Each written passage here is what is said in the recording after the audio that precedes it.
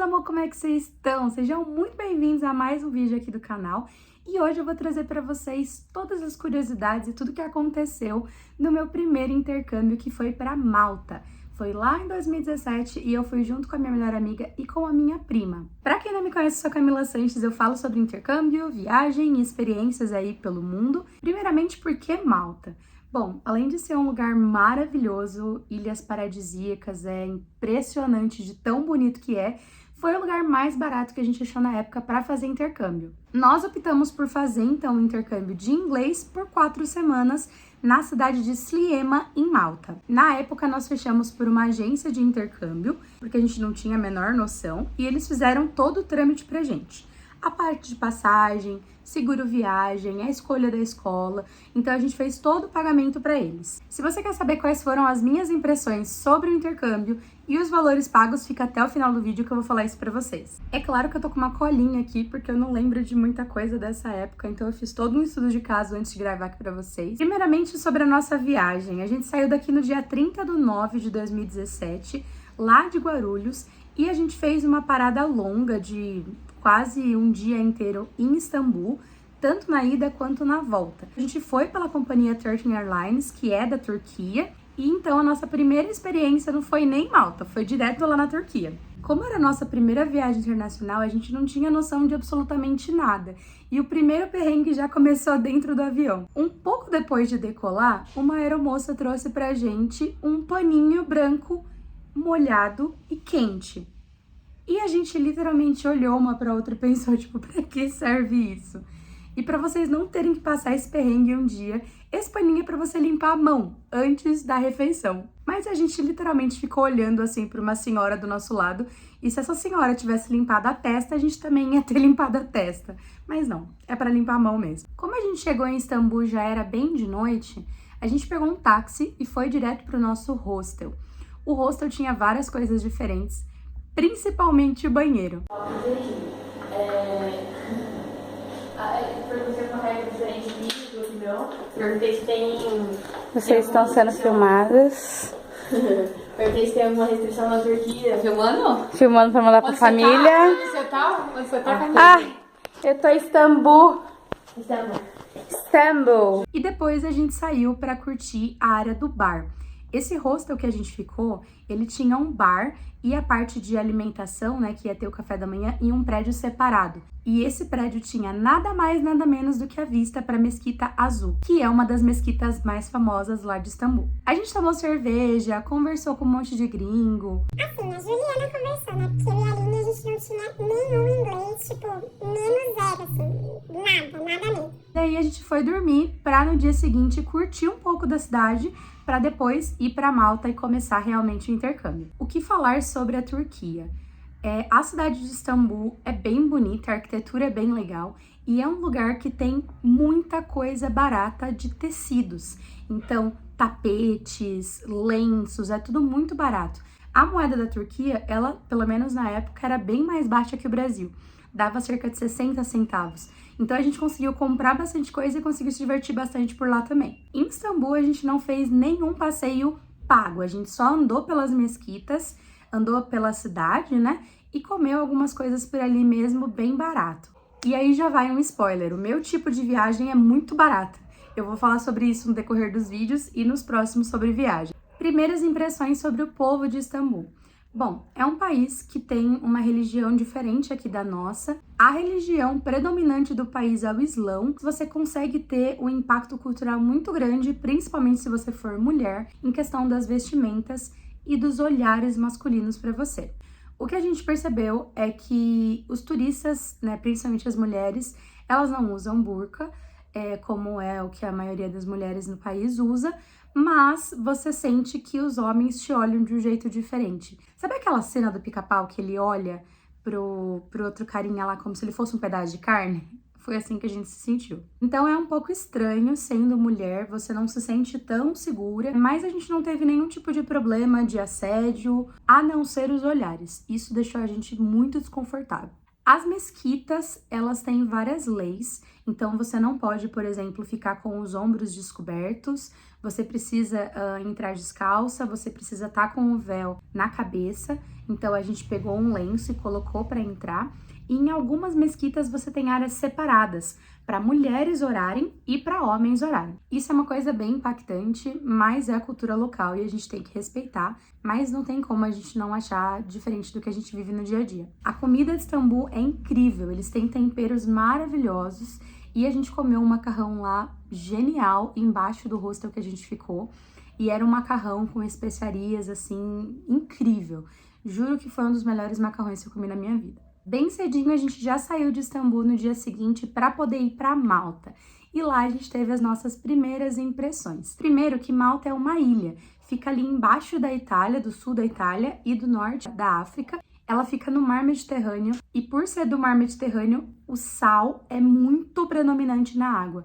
Então, em várias praias que a gente foi, você não afunda, você fica boiando por causa da densidade ali do seu corpo com sal. Sobre a nossa residência estudantil, era um prédio que devia ter mais ou menos uns 6 ou 7 andares, e lá tinha os quartos para a gente poder morar por aquele um mês.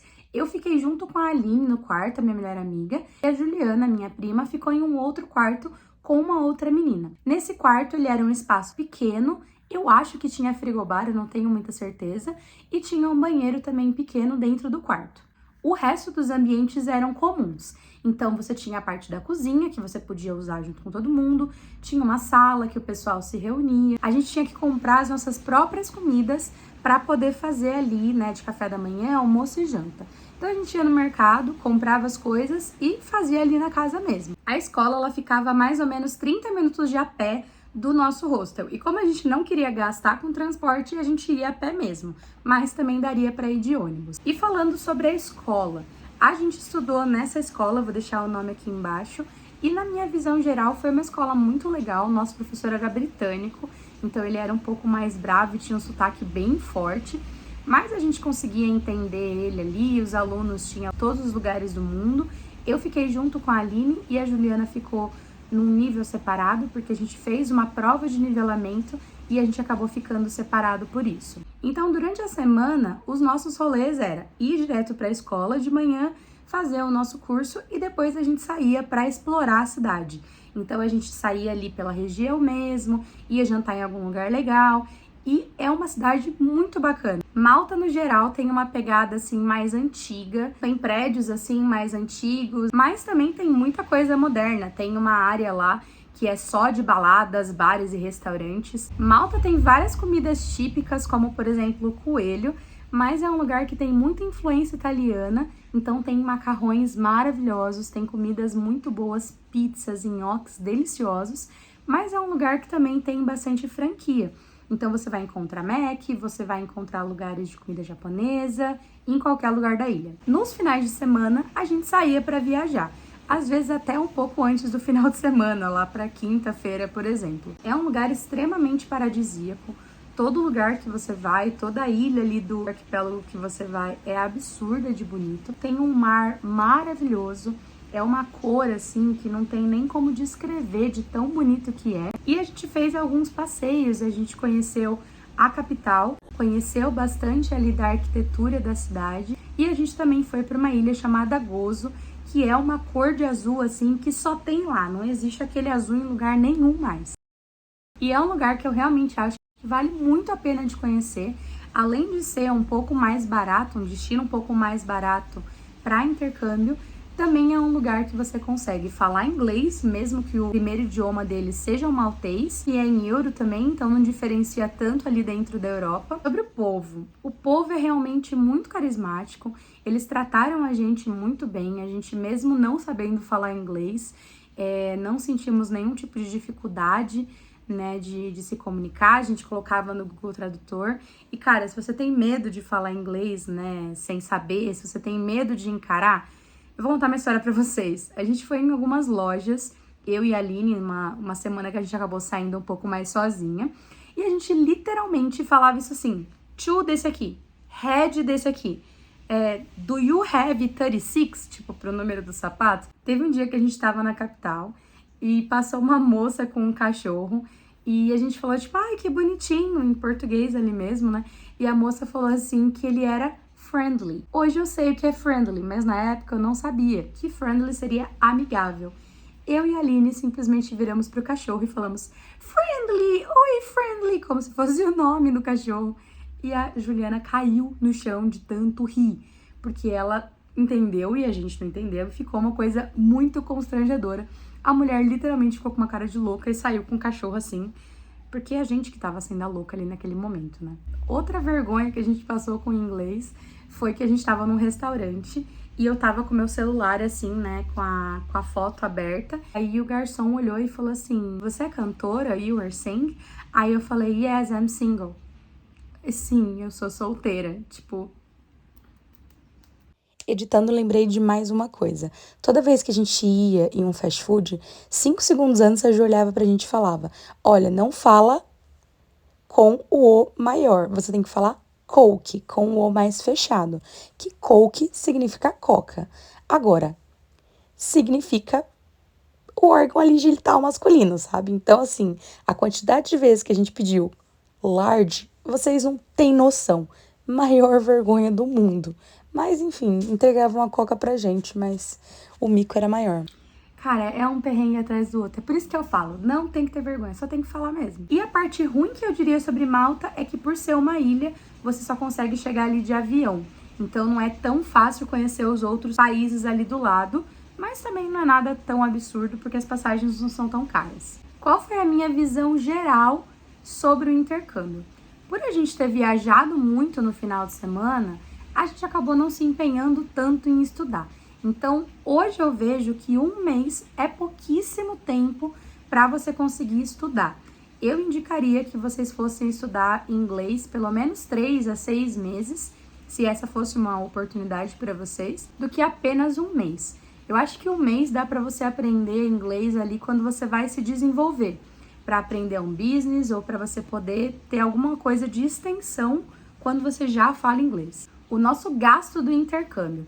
O intercâmbio saiu R$ 4.580 e o voo saiu R$ 3.057. E vamos lembrar que o dólar estava a 3,11. Então, estava um dólar muito bom comparado com agora. A gente não era rica, eu peguei um empréstimo para poder fazer esse intercâmbio. E na época eu lembro que eu falei assim para minha mãe, eu troco de carro ou eu faço o intercâmbio? Na época eu tinha um Ford Ka pequenininho e ela falou, cara, você já tem um carro, sabe? Só vai.